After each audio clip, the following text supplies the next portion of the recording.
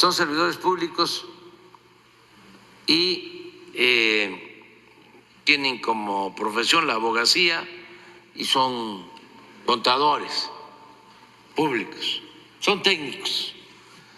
Y lo que queremos es que se informe bien y que se presenten también todas las pruebas, que se haga aquí una síntesis, un resumen, pero que el día de hoy o mañana se suban a una página del gobierno todas las pruebas, todos los juicios, todo lo que hay sobre este asunto, para que los ciudadanos, incluso los especialistas en la materia fiscal, los contadores, los abogados, puedan, con toda la información, tener un criterio de lo que está sucediendo con este asunto, con esta polémica. Desde luego, no tenemos el propósito de afectar a nadie. Nosotros no tenemos enemigos ni queremos tenerlos. Nosotros tenemos, si acaso, en lo político, adversarios. Y lo único que hacemos, pues, es representar al pueblo de México, porque para eso nos eligieron, para gobernar en beneficio del pueblo, en beneficio de todos, lograr una sociedad mejor, no permitir la corrupción, no permitir la impunidad, no permitir los fueros, los privilegios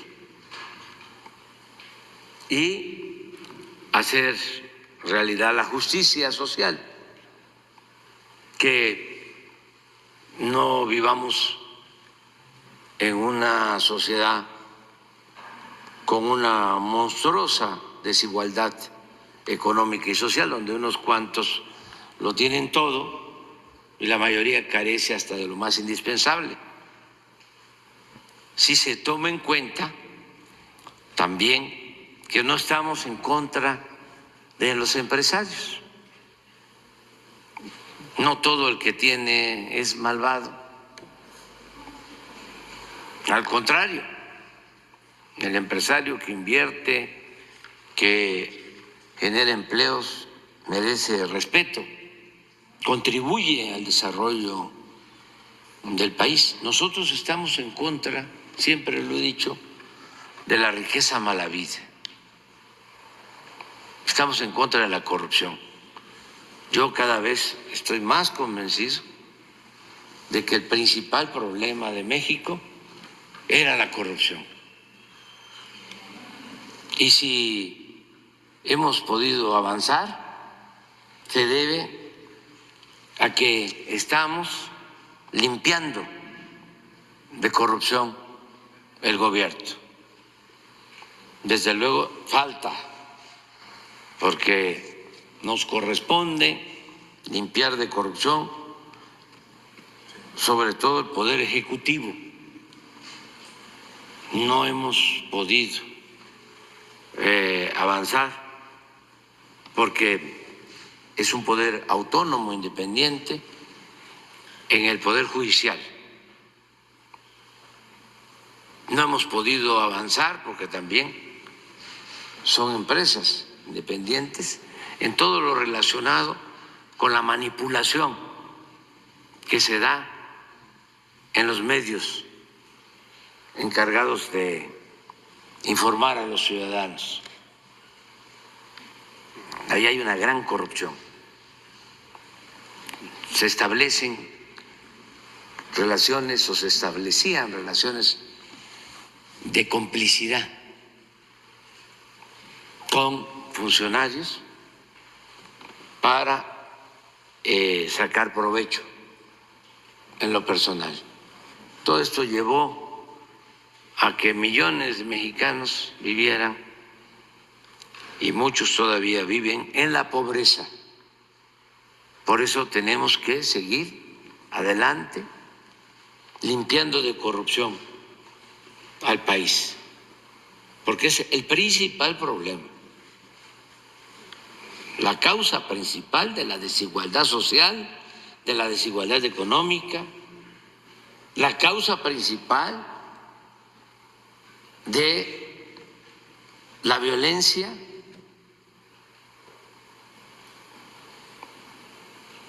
Y eso es lo que nos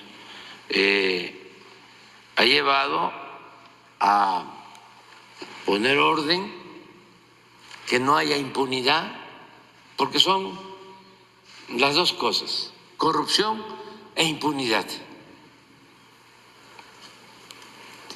Si seguimos avanzando, limpiando la corrupción, el país va a pasar de ser una potencia cultural en el mundo a ser una potencia económica en el mundo. Ya hemos avanzado mucho. México ya tiene un lugar, un sitio especial en el concierto de las naciones por sus culturas, por las civilizaciones que florecieron y que nos heredaron costumbres, tradiciones excepcionales, únicas, que nos dan identidad, y también porque se tomó la decisión de ya hacer a un lado el llamado modelo neoliberal, que es una política de pillaje en beneficio de una minoría a costa del sufrimiento de la mayoría del pueblo. Entonces, vamos a seguir así, y no es nada personal. Que se entienda. Si,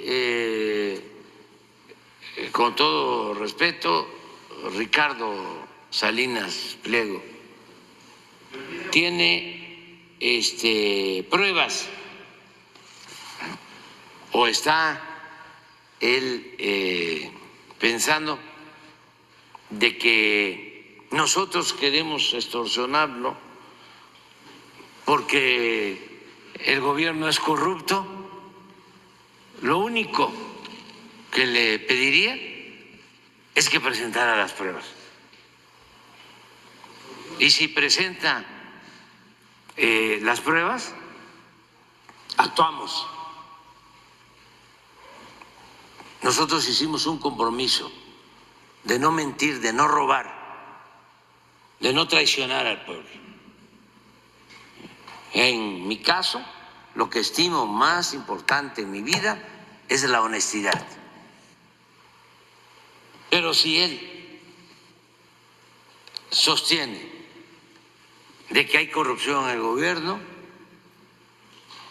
y que tiene las pruebas, habló del manejo de los programas de bienestar, en particular de los adultos mayores. ¿Dónde están las pruebas?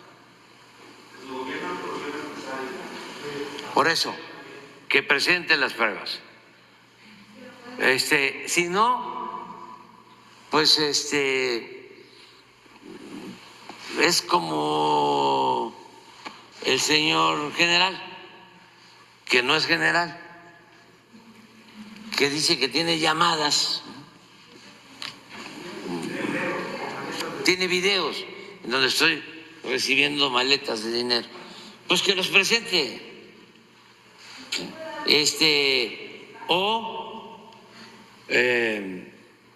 Otro que habló de que tiene una llamada que hice con uno de los narcotraficantes. Pues que presenten todas las pruebas. ¿Saben por qué he podido, junto con millones de mexicanos, llevar a cabo esta transformación? Porque tenemos autoridad moral. Si fuésemos corruptos, estaríamos sometidos, nos tendrían de rodilla, porque no se puede llevar a cabo una transformación, no se puede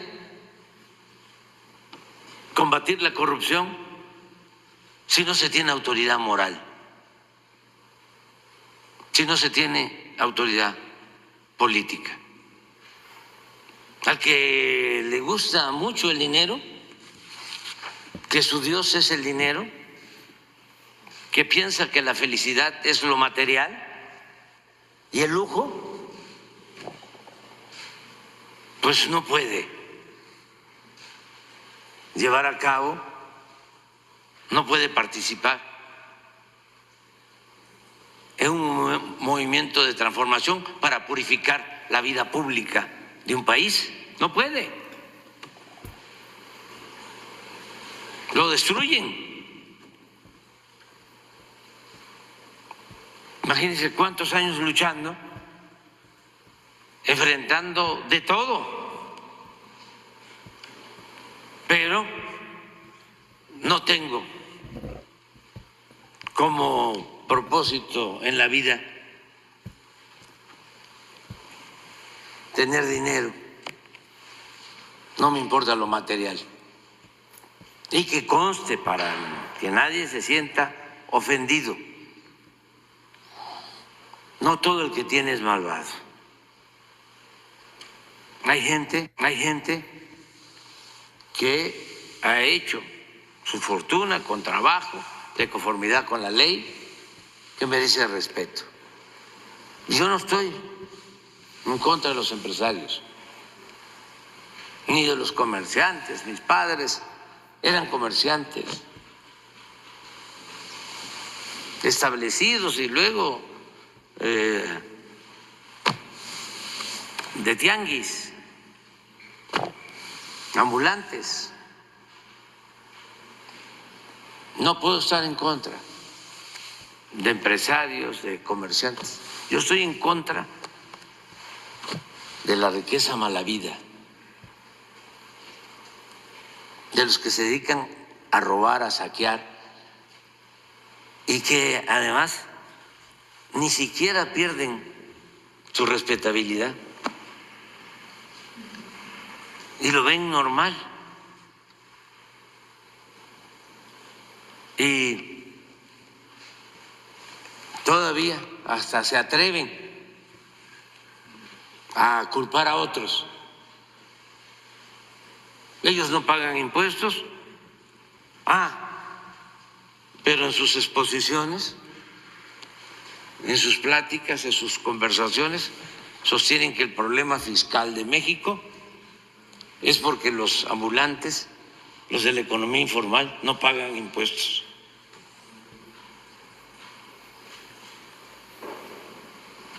Así,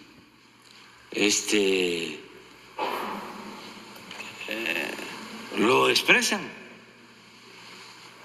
porque hay mucha hipocresía en el conservadurismo.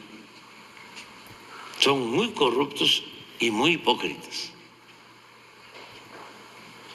Y les molesta mucho el que se esté llevando a cabo un proceso de transformación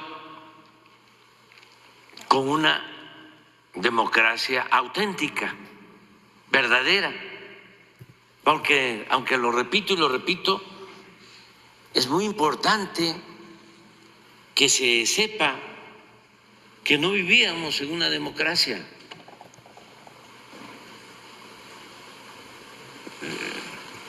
Lo que imperaba era una oligarquía que desde la los tiempos de los griegos, desde Aristóteles, la oligarquía se define como el gobierno de una minoría, es el gobierno de los ricos. Y así era el gobierno de México hasta 2018. El gobierno era un comité al servicio de una minoría. No les importaba la mayoría del pueblo. Entonces, en sentido estricto, no había democracia. O la democracia era una fachada. Se simulaba que vivíamos en una democracia, porque la democracia es el gobierno del pueblo, para el pueblo, con el pueblo.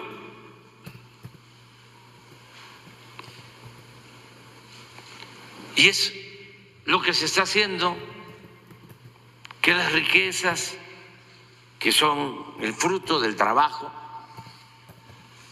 de los mexicanos se distribuyan con justicia, que los ingresos se distribuyan con justicia, que el presupuesto se distribuya con justicia. ¿Y saben qué? Eso a todos nos debe de producir una gran felicidad, a todos, porque eso es humanismo. Yo estoy muy feliz por eso. Imagínense gobernar después de mucho tiempo, enfrentar situaciones difíciles, no solo la resistencia, no solo los ataques de los reaccionarios, del conservadurismo, no, la pandemia que nos causó tanto daño, tanto dolor. Se nos cayó la economía como no sucedía en 100 años. Y levantarnos y ya en el 2022 ya se mostró en encuesta ingresos-gastos del INEGI una disminución de la pobreza histórica, una disminución de la desigualdad histórica. Y eso en el 22. Hoy más, sin duda. Ahí están los indicadores económicos, el incremento al salario, el empleo,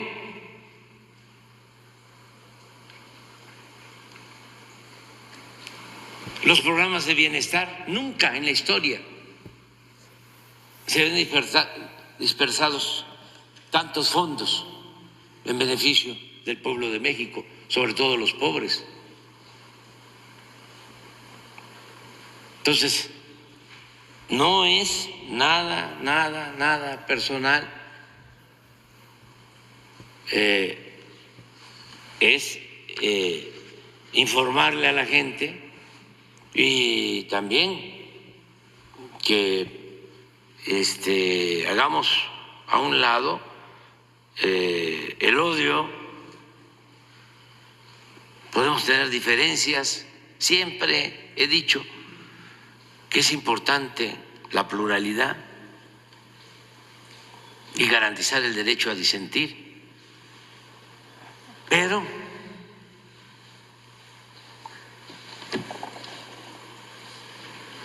lo más importante de todo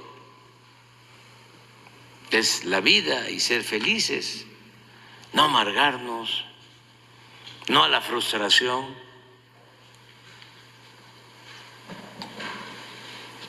La vida es demasiado corta como para desperdiciarla en cosas que no valen la pena. Hacienda Pública con Grupo Salinas y dividimos la información en 3 puntos. Los primeros son los montos pagados por auditorías y resoluciones judiciales durante la administración del presidente Andrés Manuel López Obrador, pero tiene que ver con montos de auditorías y que se autocorrigieron las empresas de Grupo Salinas y un pago por una resolución judicial. El segundo punto tiene que ver con los adeudos pendientes de pago, que son montos adeudados que vienen ya desde administraciones anteriores, del 2019 para atrás, cuando estaba Calderón y Peña, y de 2019 para adelante en la administración del señor presidente Andrés Manuel López Obrador. Por último, los argumentos de defensa. La siguiente, por favor. Como ya comenté, los montos que han pagado el grupo en esta administración han sido 4.868 millones de pesos, 2.096 millones de pesos fue resultado de auditorías a diversas empresas que se hicieron y que dentro de las auditorías ellos pagaron 2.096 millones. Un monto por 2.772 millones que fue por una resolución. La siguiente, por favor. Estos ya son los adeudos totales, son los adeudos pendientes de pago. Del lado izquierdo podemos ver los adeudos por más de 53,000 millones de pesos. Estos adeudos se encuentran en 4 empresas, en 17 juicios, y todos fueron auditorías de 2008 al 2018. Todos estos adeudos se observaron por parte del Servicio de Administración Tributaria por un monto de 38,000 millones de pesos. Pero al día de hoy, con la actualización por la inflación y por los recargos, asciende a un monto de 53,000 millones. Durante la administración del presidente Andrés Manuel López Obrador, el SAT ha emitido créditos fiscales por 10,000 millones de pesos, teniendo un adeudo de 63,000 millones de pesos. Eso es lo que tenemos al día de hoy. Más del 90% de este adeudo tiene que ver con el tema de consolidación fiscal, que es un tema ya viejo, que es un tema que se dio del 82 al 2013 y que en el 2013 se canceló esta figura que daba beneficios de diferir el pago del impuesto sobre la renta y de sumar ganancias y pérdidas dentro de un grupo empresarial. A continuación, el subsecretario de Gobernación comentará sobre este tema y sobre los litigios. Explicaré en qué consiste la consolidación fiscal, que es el principal tema de las auditorías que tienen que ver con los adeudos de este grupo. La consolidación fiscal, si recuerdan, otorgaba a los contribuyentes 2 beneficios. El primero, otorgaba la posibilidad de sumar las ganancias y las pérdidas de un solo grupo y con ella tener un mismo resultado. El segundo, permitía diferir o aplazar el pago del impuesto sobre la renta. Por ejemplo, y lo podemos ver ahí en la lámina, si una empresa tenía una utilidad de 10 pesos y otra de este mismo grupo empresarial una pérdida de 5, la consolidación fiscal permitía pagar únicamente impuestos sobre la renta sobre 5 pesos y no sobre los 10 pesos, es decir, solamente sobre la diferencia. Dicho esquema, como ya se mencionó, terminó en 2013 y las empresas tenían la obligación de pagar los impuestos que hubieran postergado y de los que se beneficiaron en el pasado. La consolidación fiscal fue una figura de diferimiento de impuestos, no de condonación o cancelación de estos. Siguiente, por favor. Como ya se mencionó, derivado de las auditorías de 2008 a 2013, se concluyó que 2 empresas de este grupo empresarial adeudaban cerca de 33,000 millones de pesos, los cuales actualmente se disputan en 7 juicios. Estas empresas, usando su estructura legal y corporativa, han impugnado y retrasado la emisión de una sentencia definitiva que las obligará al pago de sus impuestos. Solo por citar un ejemplo, en uno de los juicios, desde marzo de 2014, la empresa tenía la obligación de pagar sus impuestos y en noviembre del 2015 el SAT revisó este tema, pero no estando de acuerdo con esta determinación, la empresa se inconformó y posteriormente promovió un juicio de nulidad que 5 años después, es decir, en octubre de 2020, reconoció la validez de este cobro que hacía el SAT. Pero también vemos cuánto tiempo se tarda en resolver cada instancia judicial. Posteriormente, la empresa interpuso un juicio de amparo, el cual el tribunal colegiado intentó resolver en el 2021, pero la empresa lo impidió porque solicitó a la Suprema Corte ejercer su facultad excepcional de atracción, con lo cual se suspendió temporalmente la resolución del asunto. También es sabido que desde diciembre de 2022 el ministro Luis María Aguilar Morales hizo suya la petición de la empresa de que atrajeran el asunto, y en esta etapa el expediente estuvo guardado o esperando 8 meses solo para resolver si la Corte tenía o no interés en conocer el fondo del asunto. Y mediante una votación que también es pública, en la que solo el ministro Aguilar apoyó su proyecto, los ministros de la segunda sala determinaron que ya había sido debatido en numerosos precedentes judiciales este caso, y lo devolvieron al tribunal colegiado, quien esperamos en breve deberá resolver el fondo del asunto. Este gobierno, el de la Cuarta Transformación, está comprometido con el pueblo de México. Por eso el pago proporcional y equitativo de contribuciones, como establece la Constitución, es fundamental para el bienestar de todas y de todos, porque de ahí se pagan los programas de bienestar, las inversiones de los proyectos, la educación, la salud, de la que disfrutan todas y todos los habitantes y en particular las niñas y niños de nuestro país. Las cantidades millonarias de impuestos que deben pagar los grandes consorcios deben ser recaudadas oportunamente para su correcta aplicación en beneficio del pueblo. Y también, como ya lo anunció el señor presidente, mencionar que la información que se ha abordado aquí, así como la información relevante que constata, demuestra o acredita lo expuesto, se subirá al portal del Gobierno Federal, del Gobierno de México, y donde se documentará. Por lo que respecta a la Procuraduría Fiscal de la Federación y en el ámbito de las atribuciones legales y técnicas que tiene esta instancia de la Secretaría de Hacienda y Crédito Público en el ámbito legal, a continuación les vamos a mencionar de manera general algunos de los argumentos de defensa que este grupo empresarial ha utilizado en sus estrategias legales y que han sido llevados a juicios. En primer orden, tenemos que manifiestan que las empresas del grupo utilizan interpretaciones a modo para justificar un supuesto cumplimiento de sus obligaciones fiscales. Al respecto, cabe señalar que las autoridades fiscales o la defensa que llevamos a cabo evidentemente es para comprobar ante la autoridad jurisdiccional la correcta interpretación de la norma que se lleva a cabo por la autoridad fiscal, y cabe señalar que en la mayoría de los casos se ha ganado. Esta interpretación ha sido utilizada de manera correcta por la autoridad fiscal.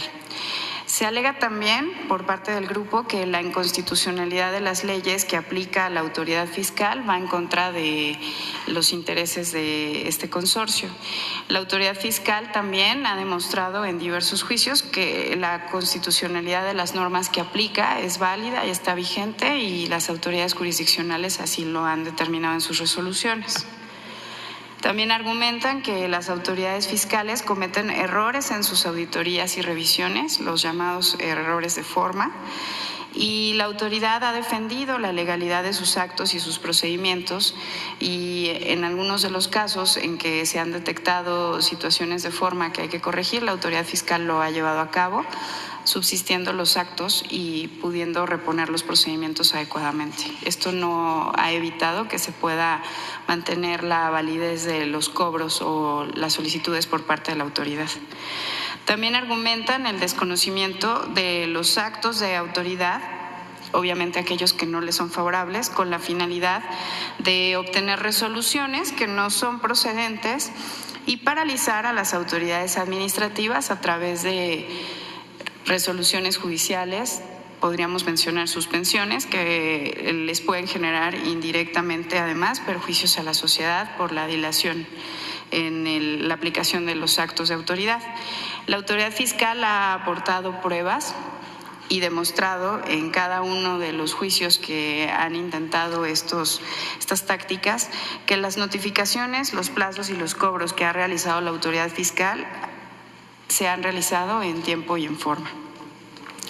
También tenemos que en los procedimientos y controversias que promueven, interponen recursos o medios de prueba que resultan en muchos casos innecesarios con la finalidad de retrasar la resolución de los asuntos. Las autoridades fiscales han acudido a todas las instancias judiciales para contestar cada una de las demandas y cada uno de los recursos que interponen, y en estos casos se ha sido muy enfático por parte de la defensa de la autoridad fiscal que se está en presencia de estrategias para retrasar las resoluciones de los juicios y el cumplimiento de las obligaciones fiscales.